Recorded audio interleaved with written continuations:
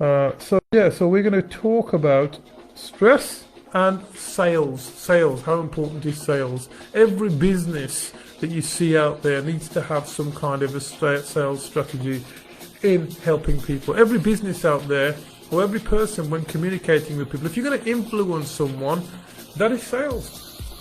Whether you like it or not, that is all about sales. So that's where our concentration is today.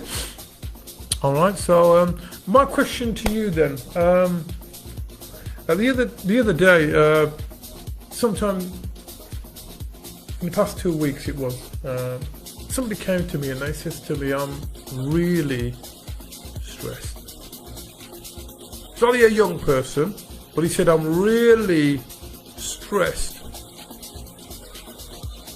and I just want to be left alone." Person said, "I'm really stressed and I want to be left alone." Person said, "I'm distressed and I don't feel very good in myself." And sometimes you may get people come to you and speak to you and say to you, "I am stressed and I don't know what to do." They might come to you and say that. Or my question to you is, let's see, we'll throw you into the scenario. You're stuck in the scenario. And you're saying to yourself, "Well, I'm feeling stressed." Or let's say you can't sleep at night. Let's say you're thinking about a specific situation. Maybe you are, maybe you're not. But you're stressed. Or you're beating yourself down with a thought process. I've got a friend of mine who got stressed at work. And he said, as I was talking to him about bullying, etc., being able to stand up to bullies, etc., and talking about stress. We were having a conversation about a year or 2 years ago, and he said to me, he says, the first thing he said to me was, "You don't know what it's like, Vikas. You don't know what it's like to be stressed. You don't know what it's like. I've had it for many years," he says, "in the workplace. I've been stressed. They've bullied me for a long time, and the bullying behavior has caused me to become stressed. And because I've become stressed now, I've had to go and see my GP. I've had to have time off from the doctors, and the GP has now given me some medication." So this guy's on medication because he's stressed. So may I remind you, we're talking about stress today. Stress is known. Stress is known as a silent killer. Stress is known as the silent killer that narrows your arteries. When people die of heart attack, it isn't because they've just got a bad heart. When people die of a heart attack, it's because, not all of them, but I want to say, yes, aging hits us. When people die of a heart attack, perhaps they've had some serious stress. And stress can kill you. There's a young lady that was raped about 8-9 years ago. She was gang raped, and this was in India. And after the gang rape, it took her 4 years. She was left for dead. It took her 4 years to testify against her perpetrators. 4 years it took her to speak. Because when she was in the hospital and she would see a male there, and the male would, there's a male there. As soon as she sees that male, as soon as she sees a male in the hospital, she starts having panic attacks because she's reliving her experience over and over again. It's horrible. It's okay to go through a stressful situation, but to relive that experience over and over again. Now, it took her 4 years to testify. She testified, and the perpetrators, it took them 4 years to get them to court. And they were given sentences. That wasn't enough, really, because the young lady, after a time period, 3 years later, she's only young. She died. Okay, so stress, I'm going to reiterate this, stress is the silent killer. Stress can kill you, so you want to try and avoid stress as much as possible. And there are times when you're in nutritional stress, where you've not eaten the right foods and your body's stressed, or you're ill. Illness is a stress as well. Okay, so what we're saying, we're trying to get the balance of stress here. But with regards to your stress, the question that I ask you is, how do you deal with stress? Number one, what if somebody comes to you and they say they're stressed? What are you going to do, and how are you going to help them? How can you help someone that is distressed?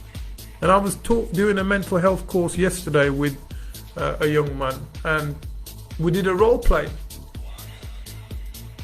You need to know what to say to this person. You need to know how to comfort this person. You need to know how to understand this person. You need to know how to get through to this person.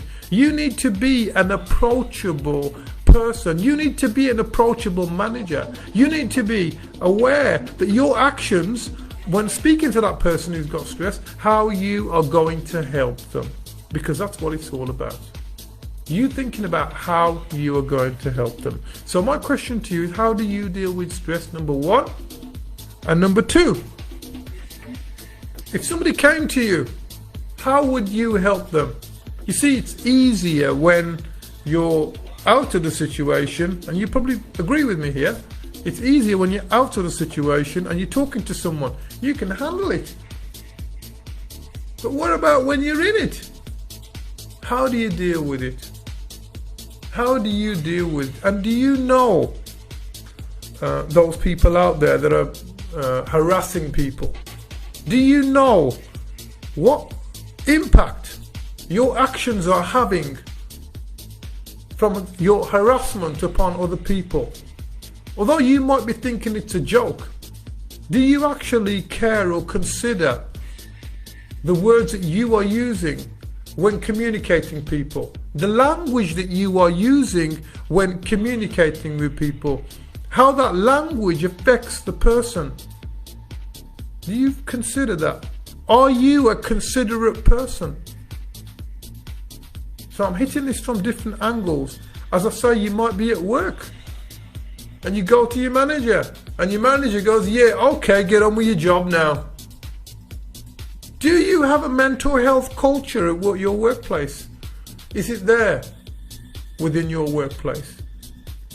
Well, if it is, I'm going to say, who's your nominated mental health first aider? All right, who's your nominated mental health first aider? And I'll tell you what, say somebody took it a level further and they said, I'm having feelings of suicide. How are you going to deal with that? You're going to tell them to go back to work? Or maybe it's a family member that's been severely stressed. How are you going to deal with that? I think these are very, very thought-provoking questions, and they are very important questions, especially in this time period right now. They are extremely, because with what's been going on out there with COVID, there are people out there who are in seriously stressful situations. They are stuck. They are watching the news every day. And if you find someone that is very suggestible and you communicate with them and you tell them something over and over again, and they think about that thing over and over again, what's going to happen? They're going to get even more scared. So I'm not having a go at the media or anything like that. But what I'm saying is people are stressed. So they need to learn how to deal with. They are stuck in the situation. If I'm stressed, how am I going to help you? And I'm depressed, how am I going to help you? Because I'm going to be thinking about my own thing. How am I going to help you? Yet at the same time, you need to learn how to deal with stress. That's why I'm asking you this question today, which is, how do you deal with stress? And how are you going to help someone? Because I guarantee you, at some point in your life, somebody will come up to you. All right? And I'm going to say some things now that might be of interest to you. Now, if you was to close your eyes, I says to you, close your eyes and just go to that place or go to your favorite place. If you was to close your eyes, say, okay, let's go to the beach, and just move forwards as you glide over the beach. Now I want you to move sideways as you glide over the beach, as if you're flying and hovering over it. Just imagine you're an aircraft. Then I want you to go backwards, faster, faster, faster, faster. Stop and go forwards really fast. Now, stop there. Clear the screen in front of your mind. And I want you to think about this very carefully. Haven't you demonstrated very, very clearly there that you are in control of your thought processes? You are the one in control of what you think about. So, my question to you is, how do you deal with those images in your mind? Maybe you're thinking about a situation, and in that situation we have an image or a movie in your mind. How do you deal with them? How do you deal with them? Now, I'm just going to go for a quick break, and I'll be back in just a second. So just hold that thought, and I want you to think about how you deal with images in your mind. Just hold that there. Okay. 2 seconds.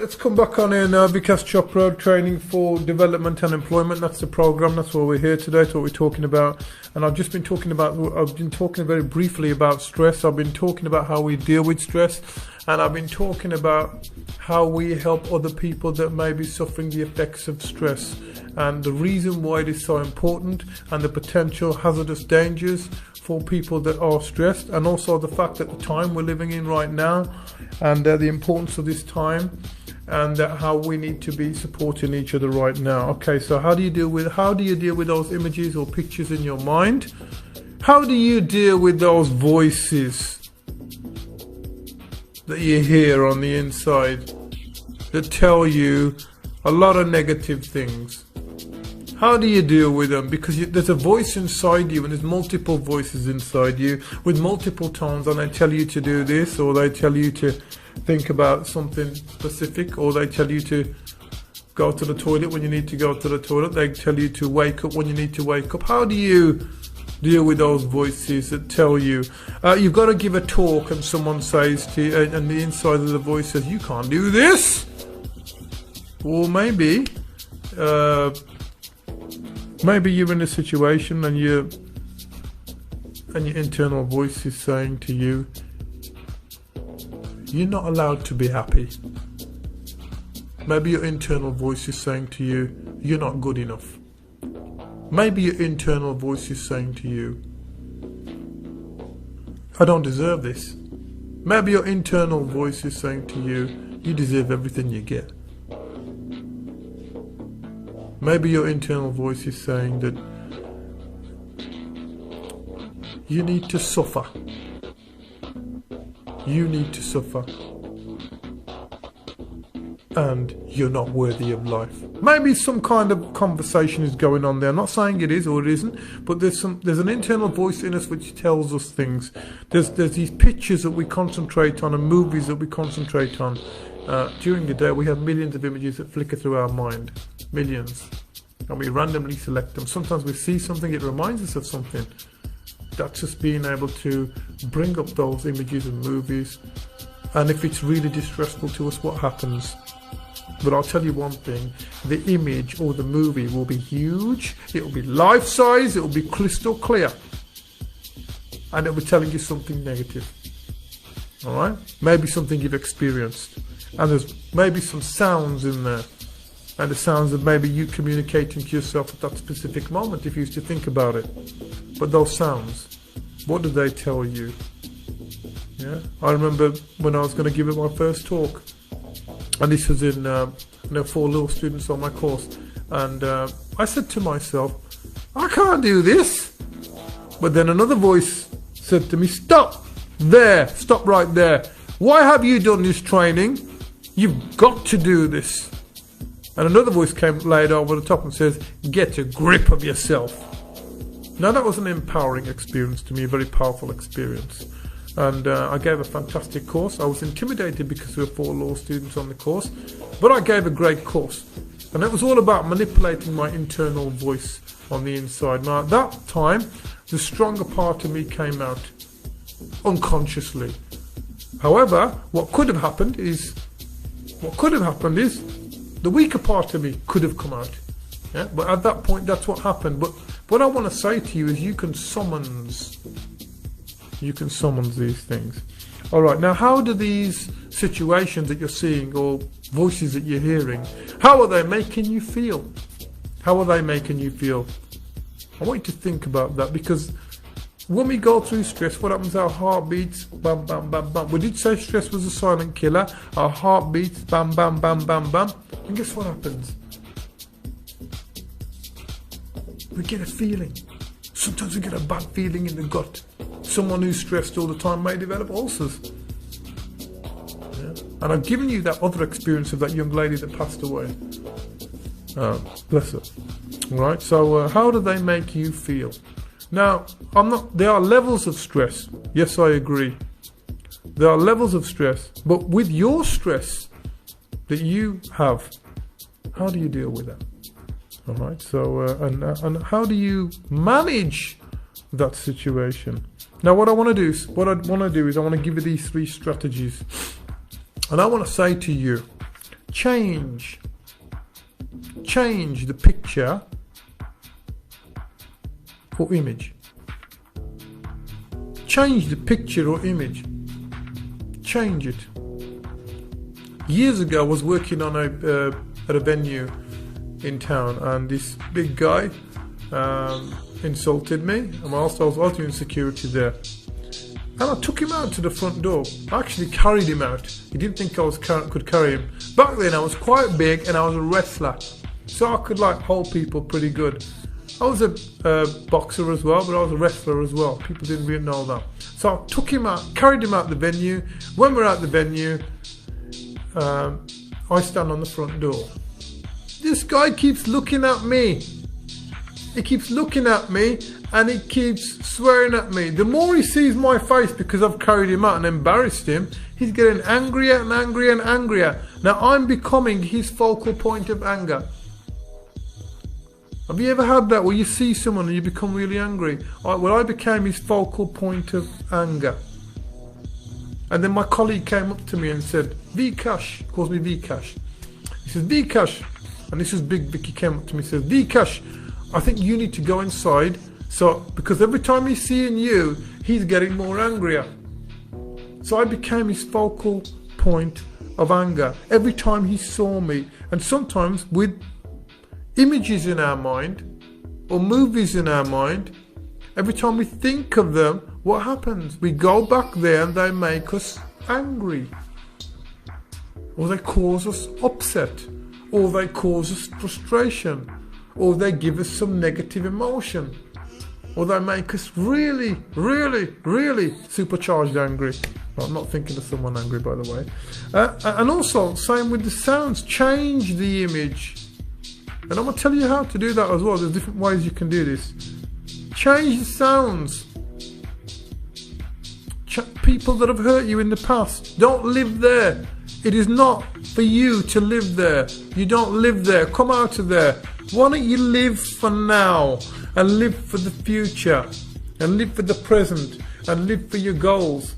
So you've got to have a balance of thinking when you're living in the past. If you just live in the past, you're constantly talking about the past, and the past is negative and you're constantly thinking about it, it's going to affect you. Alright? So change the sounds, change what you say to yourself on the inside.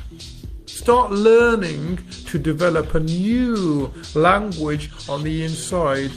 Now you can do this by listening to this extract again. You can learn a lot of things.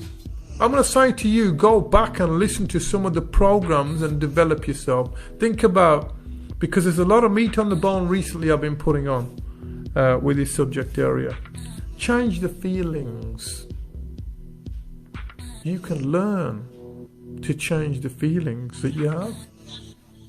Change the feelings. You can learn to change them. If you can't change them now, you can learn to change them. It might mean by thinking about something different. It might mean by changing the wording. Like I had that layered wording in my mind. Just to get a grip of yourself. You need to teach these people. It's the things that you need to say on the inside that make the huge difference. Now I remember a motivational speaker that I listened to some years ago, and he says, he said, I was walking up and down, and he says, I've got no college education or degrees, etc., and I was struggling. I was walking up and down. I went to the toilet and we were negotiating this deal. And he said, even though I haven't got these college education degrees and I haven't got the education for this, he says, I'll tell you what I have got. I've got 6 kids to feed. I've got 6 kids to feed at home. So you know what he did? He got that contract. That was his drive and that was his motivation. All right. So now I'm going to say to you, a situation, and this is the breakthrough thought for you, a situation is nothing more than the meaning you give it. A situation that you have is nothing more than the meaning you give it. Learn to put on the label. You choose the label you want to put on the experience. A situation is nothing. There is no such thing as real reality. You are making up that specific reality. Alright, so whatever you're thinking about will become your reality.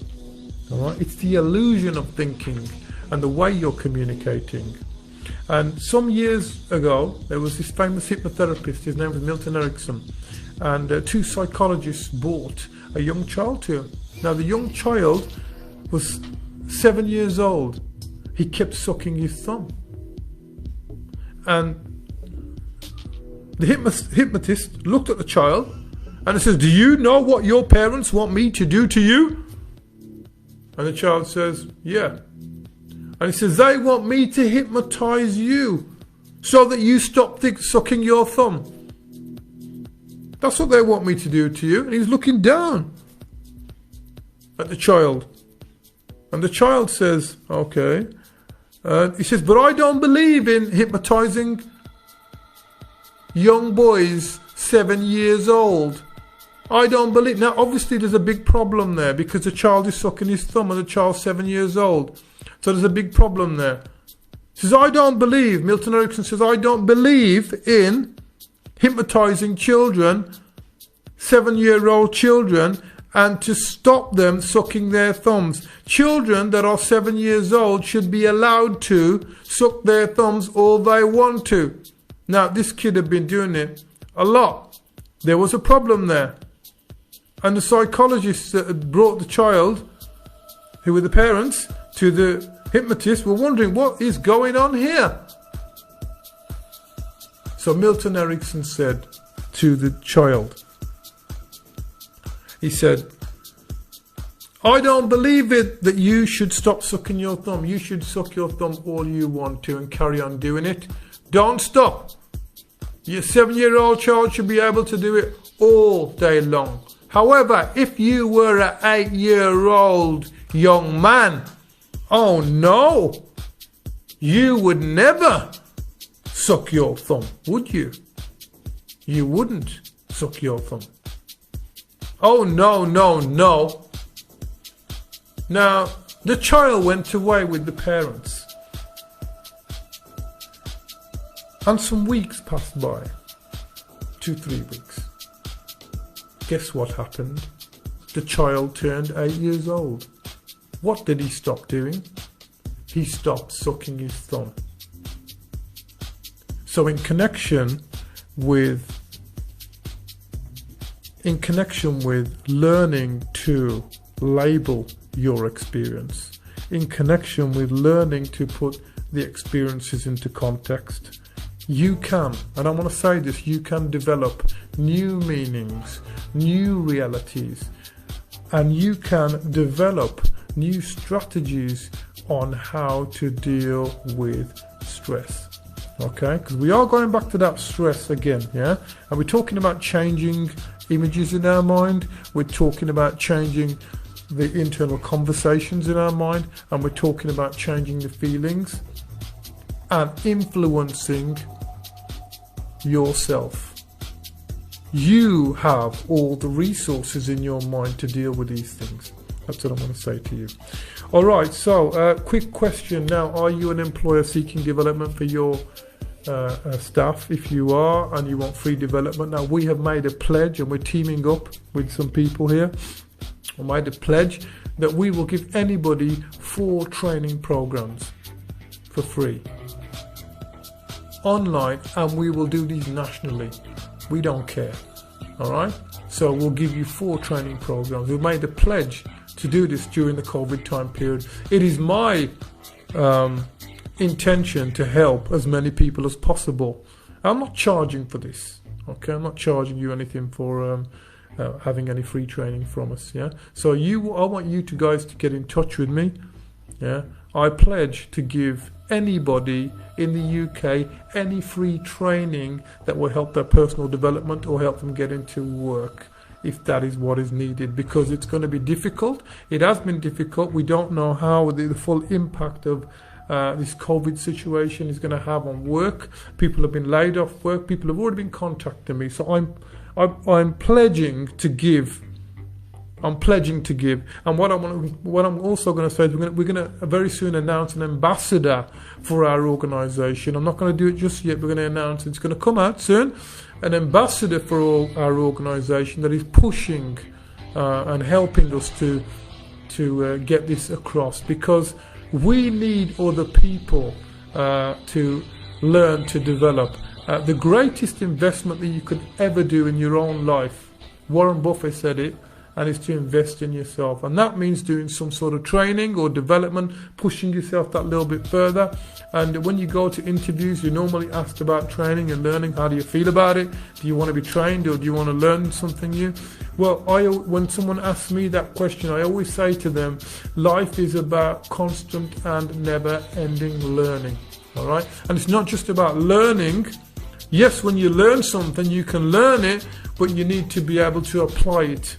You need to be able to take action with it. You need to be able to let other people benefit from your learning, then you pass that knowledge on.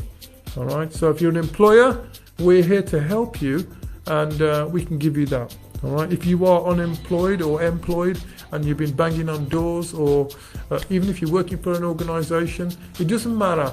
We pledge to give you 4 training programs. So I want you to get in touch with me. All right. I don't care if you've heard this extract after I've given it, but I want to give you 4 training programs that are going to help you. And they can be courses that we have in mind, health and safety if you need those, customer service if you need that.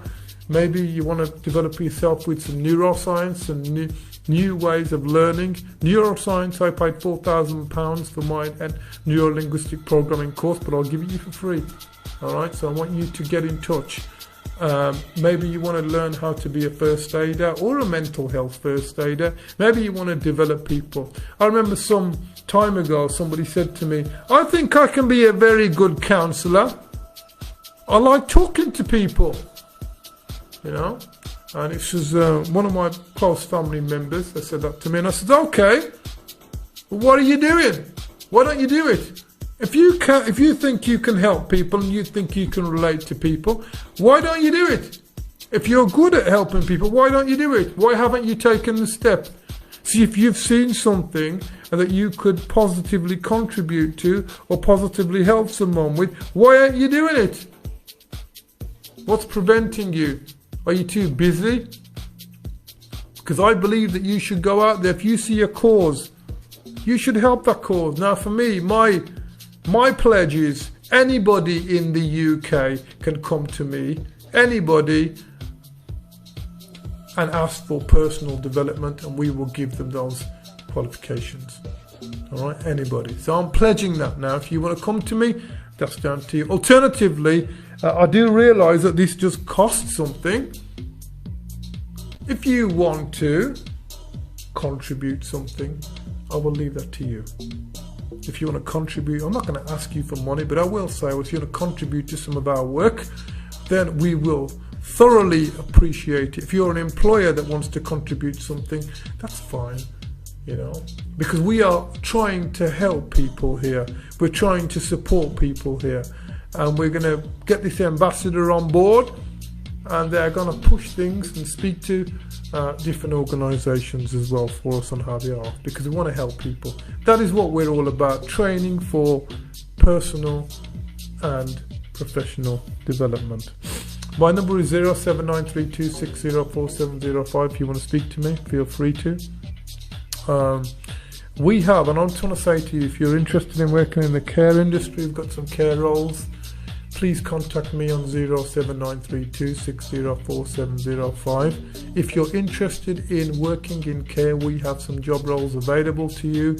We can arrange interviews for you. We just need to have a little consultation with you to help you get into work, if that's what you're looking for. All right. Alternatively, if you want to talk to someone, or maybe you're feeling a bit down, or maybe this situation with COVID has got you down, maybe you've got an imbalance of thinking and you want to be coached, or want to become a coach, or talk to us, call us. All right, call us, or make a comment in the box if you want.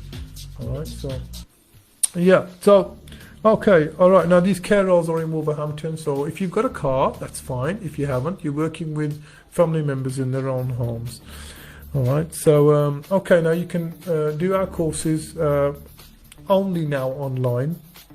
We can only do them online, and they're distance learning, so you do them at your own time. It's not that you have to attend a Zoom meeting and come on board with me or listen to me. You can do them in your own time. All right, my email is excellencetrain@outlook.com. All right, some of the programs that we've got available are health and safety. Health and safety is so important. Health and safety is so important. Conflict management, managing the conflict, how you manage conflicts, and they can be at home or they can be at work. EFAW. First aid, emergency first aid at work. Somebody falls down in front of you, you know what to do, how to save them, you know how to perform CPR. We do all these with you. Food safety, if you're looking to open your own business, we've got food safety qualifications as well. Now if you're a business, it doesn't matter, we can still help you. Our pledge is to give out 4 programs, and we will do that. Okay, we're going to give those neuro-linguistics, which I talked about earlier on. Managing neuro-linguistic programming. Neuro-linguistic programming. You have to learn to program yourself to resourcefulness. It's not brainwashing yourself, it's programming yourself to resourcefulness. That's what you need to learn to do. Neuro. Learn to develop learn to analyze how you think. Learn to analyze the questions you're asking.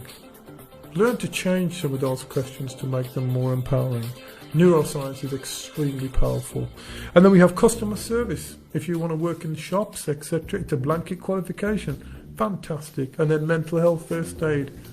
If you want to help someone, if you haven't got a mental health first aid in your organisation, then I strongly suggest you get someone there. Okay, so I did say I was going to focus on a bit of sales, and I just want to go through I want to go through this acronym, and I've talked about stress quite a lot today, and I've talked about how to manage your mind a lot. I've given you those 3 learning strategies that you can use, but I want to talk about going on a spree. SPREE, going on a spree. When you are communicating with someone, learn to evaluate and summarize in your mind. Summarize what the person's saying. Look at the person and listen to them very carefully. It's not just about you talking. It's about looking at them and listening and summarizing what they're saying. So you might even paraphrase, summarize what they're saying. So correct me if I'm wrong. Is this what you're asking? Summarize it. All right. In sales, it works because you're summarizing what the customer's saying, and you're going to break any resistance that's there. Prioritize. Think about your priority when doing the sale. You need to have good questions. You need to have priority questions. Now, one of the 2 questions that I ask is, what would happen if? Or I say, what prevents you from? Those are two that I use for your loss program. That's what I was talking about. What would happen if, or what would you do if? What would you not do if this had happened? So prioritize with your questions and get the right questions out. Prioritize with what they're saying. Learn to be a good prioritizer on what your customers are asking. What about reflection? Do you self-reflect? Now, whenever I worked or whenever I teach, even now, every time I teach, or even every time I'll come on, I'll analyze. I will analyze how I'm communicating. Why don't you get a little, you've all got mobile phones, why don't you get your phone out and record yourself communicating and see and develop how better you can become. What can you do that will make you a little bit better there? What further question could you ask that would be more, would make your conversation more meaningful? How can you become more powerful as a communicator and talker? So you need to reflect on communication with your client. What could I have done better there? Don't beat yourself up, but it's going to be constructive internal criticism. Extend. You need to extend maybe something. Maybe you want to extend a gift out to your client while you're talking to them if they're complaining, but extend. And then explore. You need to explore what is going on in the person's mind. Now, I did say earlier on when this kid came to Milton Erickson, he looked at a 7-year-old young person. This is exactly what he was doing. Exactly what he was doing. And there's 2 ways that we can sometimes motivate ourselves internally. We don't realize this. And the two ways are pain with what we experience and pleasure. Sometimes you can motivate someone by saying, look, for example, with what's going on in the news. Oh, the figures are up. Okay, people are dying. It's a deadly... You can frighten people and motivate them. That can happen.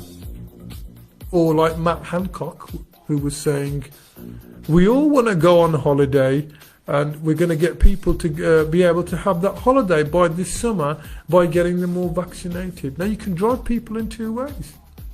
You either give them extreme pain or you give them pleasure. So sometimes when you're talking to your client, think about those two words and think about what's going to drive them.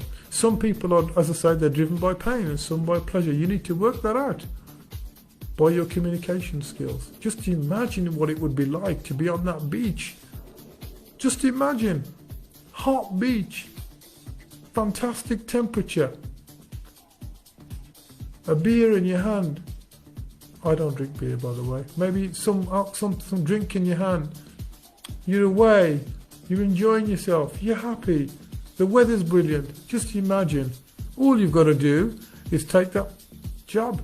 And I'm not saying that taking a jab is right or wrong, you know, you've got your own decisions to make, but I'm giving you an example of pain and pleasure and how that can drive people. And I think sometimes you will hear people that will try and drive you with pain, and some will try and drive you with pleasure. Yeah. Salespeople will do either of which. Okay, a friend of mine was just telling me yesterday, he took his car to the garage and said, you've got to have this done to your car. He's quite a new car.